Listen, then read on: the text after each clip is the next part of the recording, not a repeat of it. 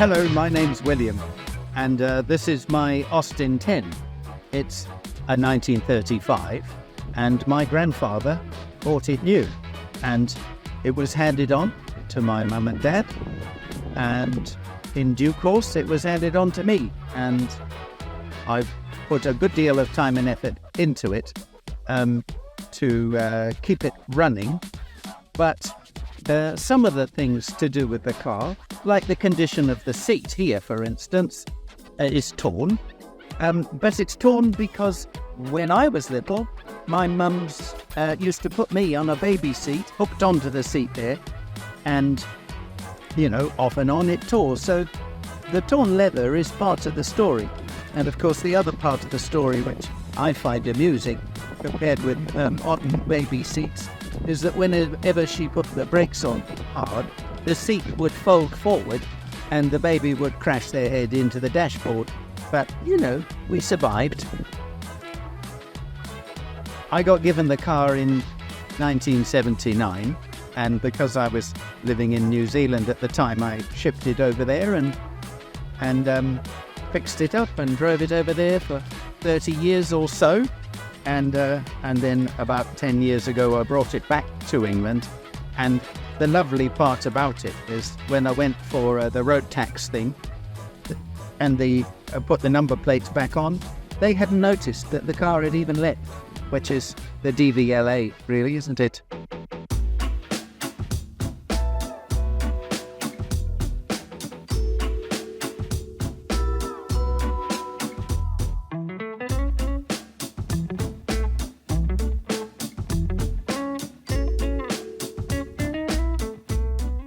My name is Phil Newbold.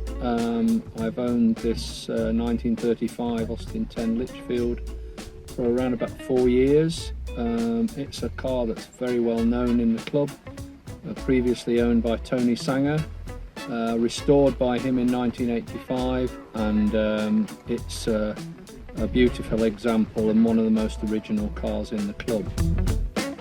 We use the car quite regularly in the summer, when we do have a proper summer, but we just love owning the car, and we're kind of borrowing it really until the next person comes to look after it.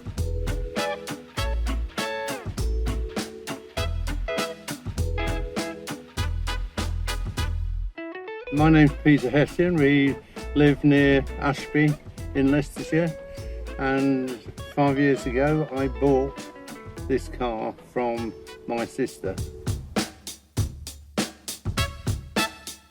I needed a task because I was retired, and the opportunity to buy this came along because my sister was getting rid of it, and that became my COVID task for the period that COVID ran, and it has fulfilled all its tasks. It really has. It's been a smashing car to work on.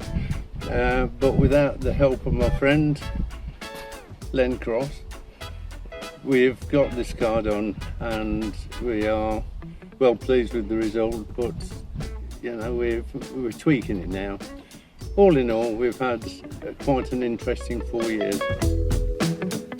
You're part of a band of brothers in a way.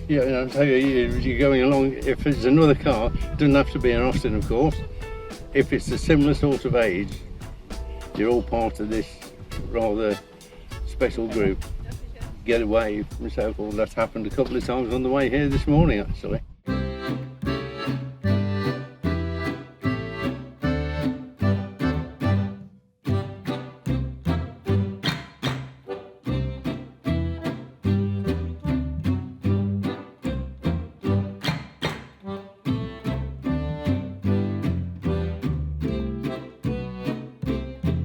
My name is David Charles. I am the Austin 7 Special Registrar for the Austin 7 Clubs Association.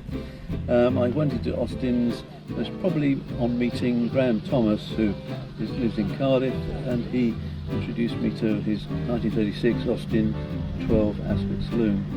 This one I bought off a chap who was into military vehicles, hence the fact it's got white little markers on the bumpers, and he actually was running a Monty style Humber, This car was totally renovated, because I've seen the pictures of it as a very rusty sort of car, and we most probably try to use it every year to every ever increasing. I wouldn't say I've done more than about 5,000 miles in it. Overall, the car is well patinated. As you can see, most probably someone's done the interior. The roof here was done before I got it, and it's even still got the little screen to pull up at the back as well. Overall, I bought it, did stick a brand new set of tyres on it, and I most probably need to do that again because they're more than 10 years old. But overall, it's a great little car, and it's got more road presence, I have to say, than an Austin 7.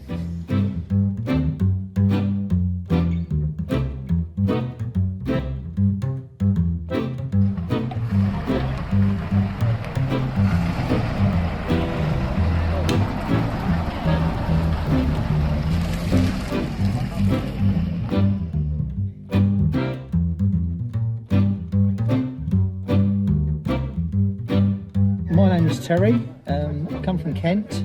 This is my 1932 Austin 10. It's a relatively early car, having 19-inch wheels with small 2-inch hubcaps. It's 6-volt electrics and screw-top radiator, which was something that was done to the vehicles quite early on. I bought this car about 10 years ago, restored, sort of restored. While I was doing a nut and bolt rebuild on a 33 comma lorry. I wanted something to use. Done a little bit of paintwork on the car. I've had the interior reupholstered and done some servicing jobs, but nothing too major. We try to use it as much as possible during the summer months. Don't tend to take it out too much during the winter when the salt and whatever is on the roads. It does bring a smile to people's faces when you see them. They quite often wave at you or put their thumbs up, and it does create a nice bit of interest.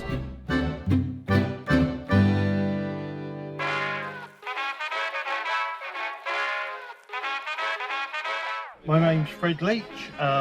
We've owned the car for 19 years, and over that time we've gradually done virtually everything on the car.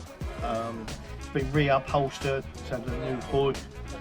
In 2016 it was repainted, stripped down to bare metal and put back together after that.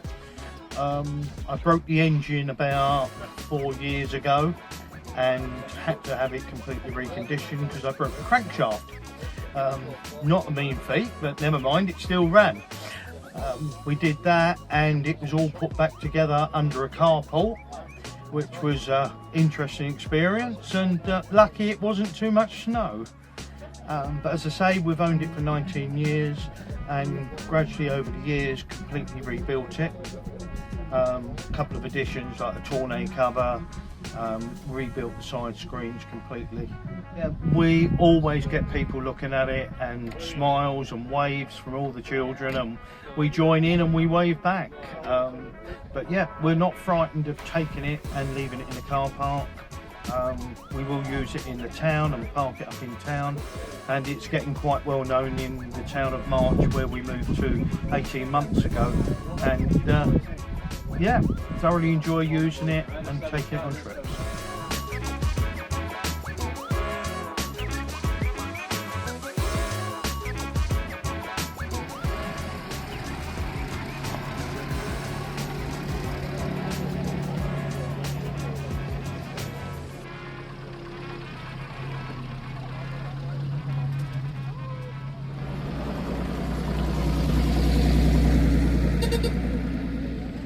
Have a safe trip. Cheerio. Bye-bye.